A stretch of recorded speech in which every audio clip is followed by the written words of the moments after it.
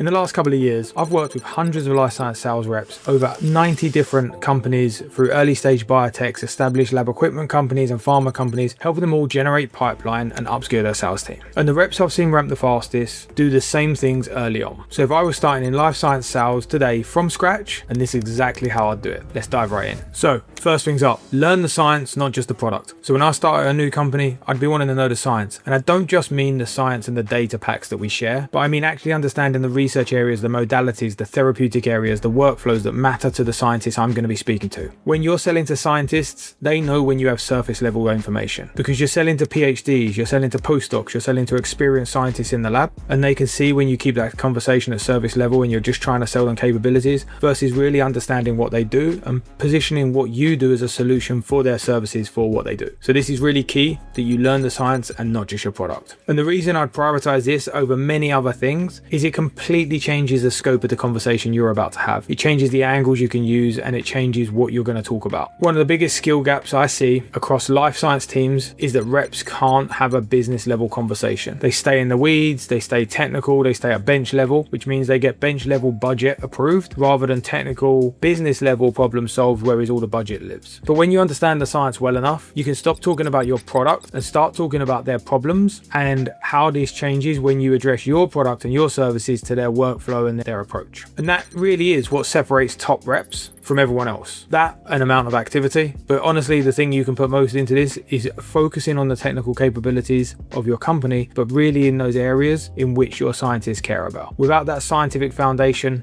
a lot of reps end up in a situation where they don't feel confident enough to run their own discovery calls, so they have to bring in a scientist from their company to sit in the initial conversations. That's a tough position to be in because it signals to the buyer that you're not the person who can help them. You're just the person that can sell to them. And we want our buyers to see us as the people they come to help them solve a problem, not just when they need to buy something. So what would building this foundation actually look like in practice? I'd start by learning the drug discovery process end to end, and from target identification all the way through to clinical trials. This sounds like a lot, but obviously you're only going to frame it around what is important to your ICP, to your customers. I don't mean learning the whole drug discovery process and every possible application, but just those segments that your product applies to and your ICP, but learn what they do end to end. You need to be able to answer the questions like where your product fits in the process for them, where it fits, where it solves, what challenges it addresses, but not just as a generic term, but what it does for them and why it matters at that specific stage that they are at. So are they in target ID? Are they in target validation? Are they in scale up? These things matter, right? If you can't always answer those questions confidently, then you're not in a good place. And if you can answer them, you're ahead of most of the reps. From there, I'd go a bit deeper on the specific research areas, modalities, therapeutic areas that are most relevant for your customers that I'm selling into. That's what's going to allow you to have informed conversations and discuss their actual work. And by the way,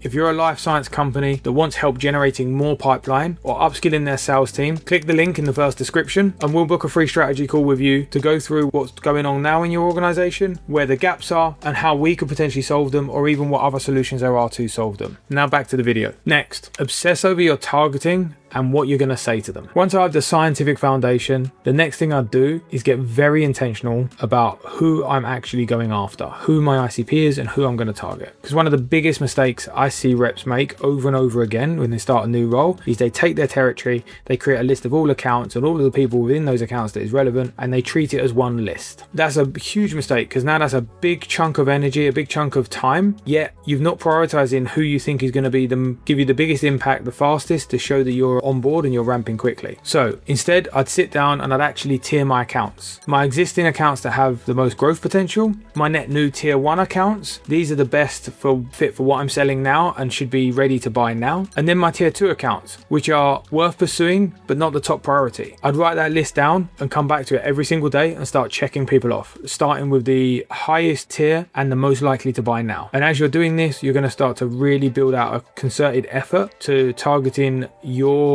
current pipeline in the most efficient way to give you the biggest impact quickest. So then I'd pair that with a territory plan, and the plan would cover 4 things. The first 2 being what specific targets I need to hit and how I'm going to hit them. This includes how I'm prioritizing accounts and what specific actions I'm going to take, like seminars, prospecting efforts, what channels to use. Am I going to try to get one-to-one meetings or booking in with specific people? The answer there is you're going to do all of those things in your tier 1, your very specific accounts, but you're going to put a lot of energy into those. Then the third thing would be, what are my obstacles obstacles going to be, getting an understanding of what might get in my way, what might be the bottlenecks, and then trying to overcome those. I'd list these out proactively, because you don't think about obstacles you might face, then what you're going to do is hit roadblocks that stall your momentum. So you want to get them identified, have solutions for them, clear them out of the way in advance if you can. If you can't, have your solutions for those obstacles ready to go for when you hit them. The fourth and last thing would be, I'm going to improve my skills as a rep. This is really key. You may have had developed all of the skills you need for your last role, but your new role may need some new skills to be able to go after it. Let's imagine you came from a large company and you had a whole inside sales prospecting team that's going to do all your outreach and put meetings on your calendar for you. Great. That doesn't need to be one of your skills. In your new role, you come in, smaller company, you now have to do your own prospecting. So you would really want to go out and learn everything you can from everywhere you can. We all have AI at our fingertips, YouTube, there's online free resources, there's companies like Succession that will support in training. You need to go out and make sure you upskill yourself in the areas you need to fulfill this current role, and not think you've got it covered just because you was good at your previous role. So to do that, make a list of all the things you're going to have to do in this role. Be as segmented as you possibly can, and then be really brutally honest with yourself which of these skills you are lacking in and which of these are important for your role. So you can stack rank them in importance and then stack rank them in your skill level. And what I would take is the ones that are most important, that you have the lowest level of skill in, start working on that. One other thing I'd obsess over early on, and that is at the very start, is my messaging, because everybody's inbox is flooded, right? So you're gonna have to email people, you're gonna have to outreach to find meetings, and everybody's inbox is flooded, and you need to stand out. If you just look like every other email, every other marketing and sales email, worst you're gonna end up in spam, at best you get ignored, right? So we need to work on this early, and we need to work on this very, very well. So scientists are getting hit with a ton of outreach and spam every single day, and most of it sounds exactly the same. So the way I'd approach this is simple framework. We use the 4P framework: personalize, problem, propose a solution, and prompt for a reply. If you do these 4 things already, you're going to start to stand out. Your first sentence needs to be personalized for why you're reaching out and specific to their person. It shouldn't be something necessarily generically about yourself. You want to show them that you've done some research on them. You want to show them you understand them, their pain, their problem, and tell them a bit about yourself. This needs to be personalized. Instead of getting straight to the point of, I'm Nick, I come from X company and we do Y. That's not going to work. So you want to start with a bit about them and then position your solution to their pain. Call out their specific problem, that's the pain, and ideally make sure you link your solution to that problem. And then lastly, you're going to prompt for a reply. So you're going to have a call to action that starts to ask for some kind of action, hence call to action. But what that's going to look like is, you don't want it to be a huge ask. If I send you a call to action of, hey, can we meet for 1 hour? That's a lot to ask from somebody you've never met before and you don't know how valuable this is. So you need to earn that larger meeting. So you can ask, can I send you a piece of content? Can we grab 5 minutes? Can I share a quick thought with you? You want to really make sure those call to actions are drilling down and getting very, very specific on what you're asking for, and that ask isn't too big. And one of the mindset shifts I think you should focus on early on, while you have some time to refine, is getting better at prospecting and emailing people, not just doing more of it. It used to be that volume was key. Volume is still key, but quality volume is key. So to do this, while you have time, focus on getting that quality right. When you start to get replies and you've got that quality right, you can scale, and now you have volume and quality. So most reps are struggling and their instinct is to just reach out to more and more people. But if you start with a crap message and you do more of it, you just have more crap messages. So we're not going to do that. So the first couple of things I'd keep in mind with messaging specifically is, first, your message should create curiosity and never satisfy it. If you give somebody everything they need to know about you, your company, your problem, your solution, your technical details, why should they reply? They have everything they need, and they'll only reply if they're really, really interested and want to buy from you straight away. However, we want conversations so we can get to people and speak to them, so that if they have any objections, we can help overcome them, because their perception of you from a 100-word email may not be correct. So breed curiosity, never solve it. So essentially, don't oversell them. Make sure you're talking about outcomes and that you can drive the prospect to an outcome thought process rather than just features and capabilities, because nobody cares about the blue light on your machine. They care about what the machine does for them, right? And what outcome that gives them in their daily work life. One other key piece that I do now, and this is difficult for people depending on what kind of company you're at, because not everybody's into it, but start to think about AI first. And by that I mean, where can I build AI into a workflow from day one? Where can I take time away from me where it isn't best use of my time? I'll give you a quick example here of something I did, and this was a long time ago. This was like nearly 2 years ago, so AI can still definitely do this and do it really easy, and it's something that also shouldn't challenge your internal team and with worries about AI. So one of the bottlenecks for my team when I was leading them was technical questions. So they would get lots of technical questions, and it could be something as simple as like, how many cells cells do I seed in a 384 well instead of a 96 well plate, right? Very basic question. We have literature on that, but the bottleneck is going to the literature, finding it, sending it to your client, pulling out the relevant piece, right? So what I did is I took all of our public facing information, so no problem there because it's public facing anyway, put it into a GPT, which is like a small document within ChatGPT, and shared that on my team. Now they can ask that question and the AI will systematically go through the documents, find the right answer, give you the details that you can share and also the document, and it does it in seconds, which means you can ask that question while on a discovery call with a client and answer very quickly. That took hours of time away from them that now they can focus on things like prospecting or meeting people in person. Then with AI, another way of doing this is you want to be looking at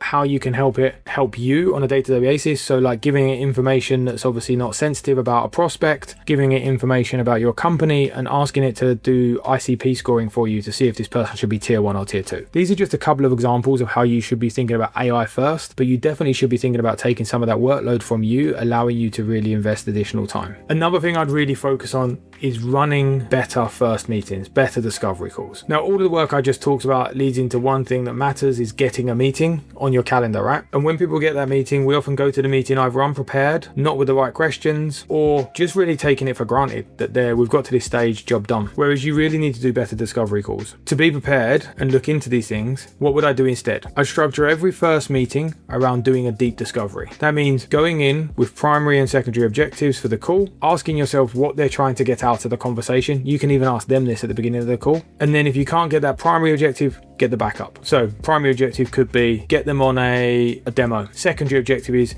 get them on a next call with the technical team. So you want to go in looking for a primary objective and a secondary objective. This gives you a backup for when things don't go quite to plan. I definitely want to be focusing on making sure I spend a lot of time asking questions and listening to the answers, because what you learn in the discovery call significantly impacts moving forward when it comes to your deal progression. So if the deal goes cold later on and you know the exact reason they wanted to work with you from the discovery call, you can be like, hey, is CRISPR engineered models still your bottleneck within your discovery process? That's much better than say, just following up, is this still interesting to you? So really getting out of that discovery call everything you need at that time point to understand what the next steps are, get the next steps on a calendar, and also the data to move the deal forward even past the next meeting. And as I've alluded to it, the last thing I'd do as a new rep is be making sure in every discovery call I have clear next steps. Right now, 41% of reps say they have a first meeting that feels like it went well and then they get ghosted and never heard from again. The main reason that this happens is they have no micro commitments at the end of the call, meaning they don't have the next step or a small step towards the next step in the diary. You need to be making micro commitments that are significant and that people feel accountable to, and hopefully you won't be one of those reps getting ghosted. So never leave a meeting without locking in next steps. Now,